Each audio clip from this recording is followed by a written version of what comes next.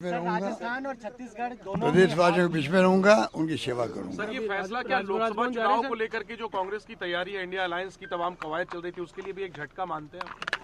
देखिए, इन बातों का फर्क तो पड़ता ही है, पर मैं समझता हूँ जैसे खड़गे साहब ने कहा है, क्योंकि चुनाव में खड़गे साहब ने, राहुल गांधी जी ने, प्रियंका जी ने कोई कमी नहीं रखी। सबने, हमारे नेतृत्व ने जम के कैंपेन किया यहाँ पर, और हमारी स्कीम इतनी शानदार थी, हमें उम्मीद थी कि स्कीमों के आधार पर आगे जो वादे करें उनके आधार पर, और कानून ऐसे ऐसे पास किए उसके आधार पर सरकार हमारी बनेगी। नहीं बन पाई। खड़गे साहब ने आज भी कहा है कि जो हुआ तो हुआ है, सबके सामने।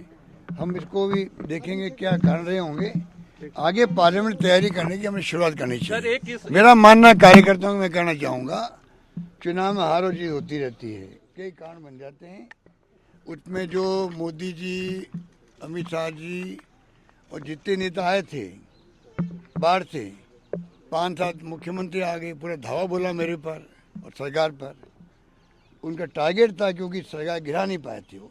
मुझे उम्मीद थी कि जनता बदला लेगी उनसे, कि आप लोग लोकतंत्र की हत्या कर रहे थे, सरकार गिराने का काम कर रहे थे, हॉस्टिंग कर रहे थे, जैसे आपने मध्य प्रदेश, कर्नाटक, महाराष्ट्र में करी। तो मैंने कहा जनता बदला लेगी। हो सकता है कि जनता वो बात समझ नहीं पाई होगी, सर जो सचिन पायलट के और इसलिए मैंने जो उम्मीद की थी कि जनता बदला लेगी इन लोगों से जो लोग हत्यारे हैं। उल्टा हो गया। जो भाषा बोल के वो गए हैं, वो भड़काने वाली भाषा थी, तनाव पैदा करने वाली भाषा थी, दंगे करवाने वाली भाषा थी। बार बार कन्हैया लाल का नाम लेना, बार बार जो 370 और 3 तलाक की बात करना, मतलब उनके कोई मुद्दा था ही नहीं। जो वो राजस्थान में हम क्या काम किए, हमें उसकी आलोचना करते, वो उसकी कमियां बताते, खामियां बताते, हमें खुशी होती, बहस उस पर होती। होना वही चाहिए था। चुनाव विधानसभा के हैं, सभी लोग आए, भड़का के गए।